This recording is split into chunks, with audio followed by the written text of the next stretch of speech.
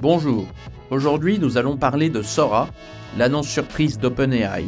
Nous expliquerons d'abord ce qu'est Sora et ce qu'il peut faire, ensuite nous regarderons comment il marche, nous discuterons des plans futurs d'OpenAI, de sa stratégie et de comment Sora s'intègre finalement très bien dans le but de fournir une intelligence artificielle généraliste. Enfin nous terminerons par une réflexion sur ce que cela signifie pour nous.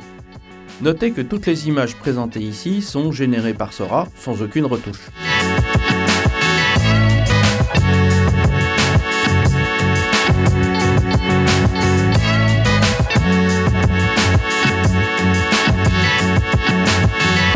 Qu'est-ce que Sora ? C'est un générateur de vidéos cohérentes et de qualité. On peut donc être surpris par cette annonce d'OpenAI, mais nous verrons en fin de vidéo que c'est au contraire très cohérent. Donc que permet de faire Sora ? Sora permet de générer des vidéos de durée variable, jusqu'à 1 minute, ce qui est beaucoup. Et vous ne vous en rendez peut-être pas compte, mais c'est une prouesse, car actuellement les générateurs existants ne supportent que 10 secondes de vidéo en relativement faible résolution. Arriver à 1 minute peut vous paraître facile, finalement ce n'est que 6 fois 10 secondes, mais en fait c'est beaucoup plus compliqué car cela nécessite de maintenir une cohérence temporelle et spatiale des objets, des humains et des paysages présents dans la vidéo, et ce n'est pas facile. Les vidéos peuvent être de différentes résolutions, jusqu'à 1920 par 1080p, et Sora permet également de choisir le rapport d'aspect des images, de générer des vidéos horizontales par exemple, des vidéos au contraire au format carré ou des vidéos verticales. Sora, comme vous le voyez à l'écran, est également un simulateur général du monde physique. Il n'est pas parfait, vous verrez qu'il y a des problèmes parfois dans la génération, mais cela va encore progresser au fur et à mesure de ces versions. Sora permet de travailler avec des entrées comme du texte, mais également avec des images et des vidéos. On peut demander à Sora de dérouler le temps en avant ou en arrière dans les vidéos générées.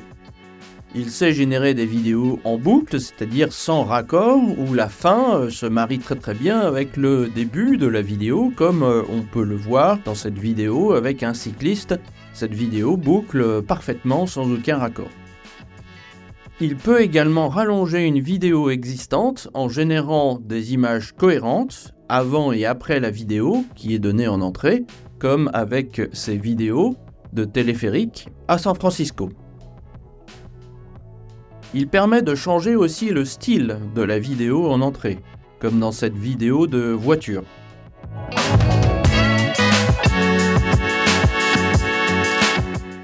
Il sait également mélanger 2 vidéos en entrée pour n'en faire plus qu'une, par exemple un paysage côtier et paysage de Noël en pain d'épices.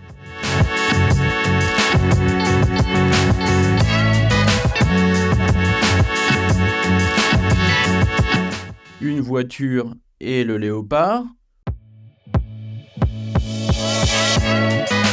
ou un village avec des dauphins.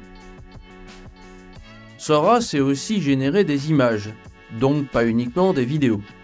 Et ces images peuvent être de taille variable allant jusqu'à 2048 par 2048 au niveau de la résolution de génération. Finalement, une image n'est qu'une vidéo qui n'a qu'une seule image. Alors on peut se demander comment marche Sora. OpenAI a étudié de nombreux travaux antérieurs concernant la modélisation générative de données vidéo par diverses méthodes, y compris par des réseaux récurrents. Il s'est inspiré des grands modèles linguistiques. Ainsi, si ChatGPT utilise des jetons ou tokens en anglais, voir notre vidéo explicative à ce sujet, Sora utilise l'équivalent, soit des patchs spatio-temporels visuels. Ces patchs sont une représentation latente qui est compressée à la fois temporellement et spatialement. Sora génère ses vidéos dans cet espace latent comprimé. Comme nous l'avons vu sur la vidéo qui explique le fonctionnement de Midjourney, Sora part de patchs remplis de pixels aléatoires, du bruit, pour faire émerger progressivement des patchs non bruités correspondant au prompt textuel en entrée. À cet égard, DALL-E était un Sora simplifié puisqu'il ne générait que des vidéos d'une image. Sora est donc basé sur des transformateurs à diffusion. Lorsque les patchs ont émergé, c'est-à-dire qu'ils sont débruités, un décodeur permet de revenir à un espace de pixels temporel et donc de générer une vidéo. Le fonctionnement par patch est très souple car il permet d'entraîner Sora sur des vidéos de différentes tailles, de différentes résolutions et rapports d'aspect, et de différentes durées également. Mais ils permettent aussi à Sora de générer des tailles, des durées, des rapports d'aspect très différents. Pour obtenir de tels résultats, Sora a été entraîné avec une large quantité de vidéos comportant des légendes textuelles très détaillées. Ces vidéos utilisées pouvaient donc avoir des tailles différentes et non standardisées au format carré comme c'est souvent le cas. Cela permet d'utiliser toutes sortes de vidéos sans transformation et sans perte. Mais OpenAI précise que cela a également permis un meilleur cadrage des sujets dans les vidéos générées. En effet, un problème courant pouvait être que la vidéo générée est de bonne qualité, mais le sujet principal de la vidéo, un animal, un humain, etc., ne sont pas complètement dans le cadre. Sora a utilisé pour sa formation des légendes textuelles très détaillées, ce qui a permis d'améliorer la précision des vidéos générées. Comme avec les modèles LLM, Sora a montré des capacités dites émergentes, c'est-à-dire qui n'étaient pas prévues et qui sont acquises automatiquement juste par apprentissage sur un vaste corpus de vidéos. Ces capacités sont par exemple de simuler certains aspects des personnes, des animaux et des environnements dans le monde physique, de générer des vidéos avec un mouvement dynamique de la caméra tout en s'assurant que les personnes et les éléments de la scène se déplacent de manière cohérente dans l'espace tridimensionnel et temporel, une sorte de 4D. Et de maintenir une cohérence et une persistance des personnages et des objets tout au long de la vidéo générée, même s'ils sortent du cadre à un moment donné et s'ils réapparaissent, leur aspect, leur position reste cohérente avec celle qu'ils avaient avant de disparaître du cadre. Donc Sora permet aussi de simuler des interactions entre les éléments de l'image, comme dans cette vidéo où des touches de peinture sont persistantes après le passage du pinceau, ce qui nous paraît évidemment élémentaire, mais finalement pour un générateur ce n'est pas si évident que cela. Sora, au fur et à mesure de son évolution, sera capable de simuler avec une grande précision et fidélité le monde réel, comme le cerveau humain est capable de prédire les conséquences d'un verre qui nous échappe des mains et qui va donc se briser en 1000 morceaux sur le sol. C'est en cela que l'annonce de ce générateur de vidéos, qui en a étonné plus d'un, est cohérent avec l'objectif initial d'OpenAI, c'est-à-dire de fournir une intelligence générale comparable ou supérieure à celle d'un humain. Si un bébé ne prédit pas toutes les conséquences de ses actes, cela lui vaudra de faire de nombreuses bêtises et de prendre inconsciemment de nombreux risques. Cette incapacité s'estompe au fur et à mesure de son apprentissage, car prédire, c'est aussi réduire les risques et améliorer ses chances de survie. Mais si la prédiction des relations entre les objets et les humains peut obéir à des règles physiques, mathématiques ou psychologiques, l'homme n'a pas besoin d'apprendre ces règles afin de comprendre le monde qui l'entoure. Au contraire, il apprend le monde uniquement par expérience. Ainsi, ChatGPT a appris tout seul à construire des textes dans toutes les langues avec lesquelles il a été mis en contact durant son apprentissage. C'est-à-dire une bonne partie des langues humaines, mais pas toutes évidemment. D'ailleurs, petite parenthèse à ce propos, apprendre une langue rare sera sûrement très utile pour les personnes qui veulent échapper à la surveillance étatique généralisée que tous les pays du monde mettent en place. En effet, une langue rare ne sera pas comprise par les systèmes à base d'IA et permettra de communiquer sans être détecté, très utile donc pour les opposants politiques et d'une manière générale les lanceurs d'alerte. Ainsi, l'apprentissage avec des données précises, de qualité, extrêmement variées et en grande quantité est comme le passage pour une IA des capacités d'un tout petit enfant aux capacités d'un adulte. L'objectif d'OpenIA de fournir une intelligence généraliste est donc atteignable, aussi étonnant que cela puisse paraître, par le biais d'un générateur de vidéos, car savoir faire cela implique une compréhension des relations entre les choses, et la physique du monde. Finalement, quand on y réfléchit bien, les plans d'OpenAI pourraient très bien paraître désordonnés de prime abord, mais sont en fait extrêmement cohérents et logiques. Donc création d'un LLM avec ChatGPT dans sa version 3.5 et évidemment les versions précédentes. Apprentissage continuel sur des jeux de données de qualité et très vaste pour maximiser ses performances, c'est l'apparition de ChatGPT version 4. Possibilité de générer des vidéos à une seule image, donc des photos, avec DALL-E. Intégration à ChatGPT de la possibilité de comprendre des sons et des images, c'est intégré déjà dans ChatGPT 4, la version payante. Et ChatGPT 4 peut ainsi décrire avec grand détail une image qu'on lui donne en entrée. On ne le sait pas car ChatGPT 5 n'est pas encore sorti, mais je parie qu'il a dû d'abord apprendre à décrire textuellement et avec beaucoup de détails des vidéos qu'on lui donnait en entrée. Cela a permis sûrement de prendre de nombreuses vidéos sur internet et d'améliorer le texte qui les décrive automatiquement. Avec ce corpus de vidéos annotées, ils ont entraîné ChatGPT, ce qui lui apprend à générer des vidéos réalistes à partir de descriptions précises. Je pense que c'est Sora. Sora finalement c'est un ChatGPT 5 ou 6, peu importe le nombre, soit un modèle généraliste sachant comprendre du son, du texte, des images, des vidéos et de générer en retour du texte, de la parole, des images et des vidéos réalistes respectant la physique de notre monde.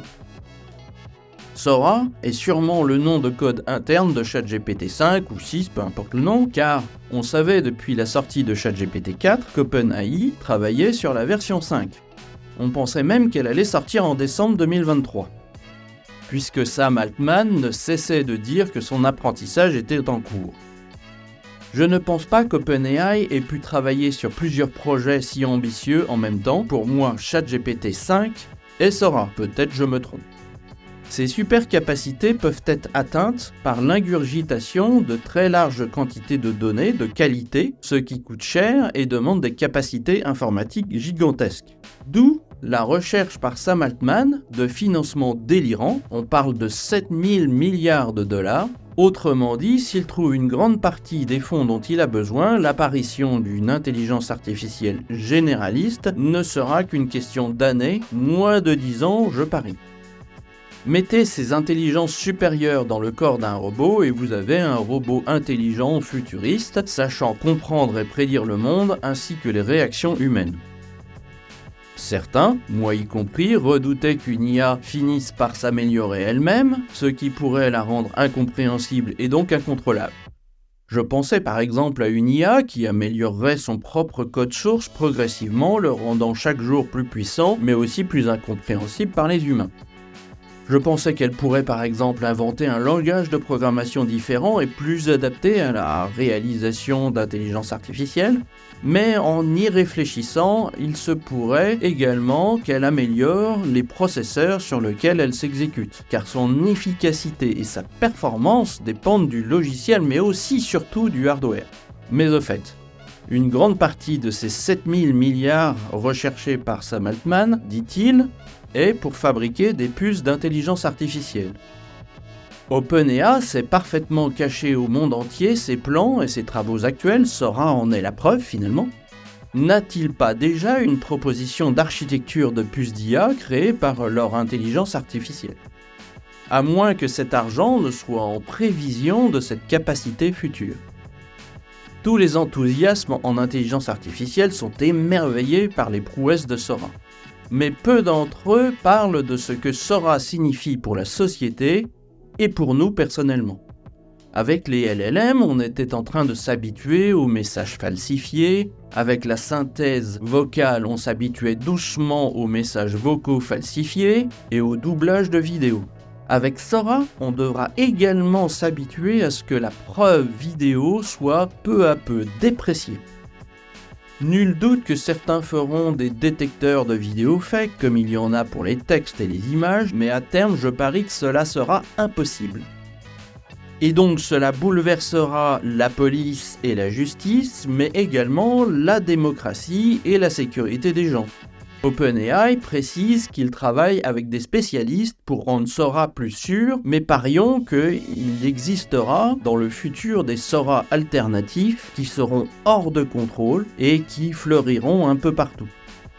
Lorsque cela arrivera, les protections de sécurité de Sora ne serviront plus à rien. Nous aurons un jour des vidéos générées en temps réel. Un ami, votre femme ou votre mari, vos enfants pourront vous appeler en vidéo et vous demander de l'aide ou de l'argent, et nous ne serons pas capables de savoir si la demande est fausse ou réelle. On peut également penser à l'industrie des effets spéciaux et du cinéma. En effet, pourquoi détruire des centaines de Tesla comme dans le film Le Monde après nous, alors que tout cela peut être réalisé virtuellement, rapidement et de manière très réaliste? À quand un film de qualité entièrement réalisé avec ce genre d'outils? Avec le clonage audio, l'industrie du doublage se sentait menacée, mais avec les logiciels comme Sora, c'est tous les acteurs qui sont, à terme, menacés. J'espère que cette vidéo vous aura plu, que vous en aurez appris un peu plus sur Sora, son fonctionnement et les plans futurs possibles d'OpenAI. Si c'est le cas, abonnez-vous, ça ne prend qu'une seconde et c'est gratuit. Merci.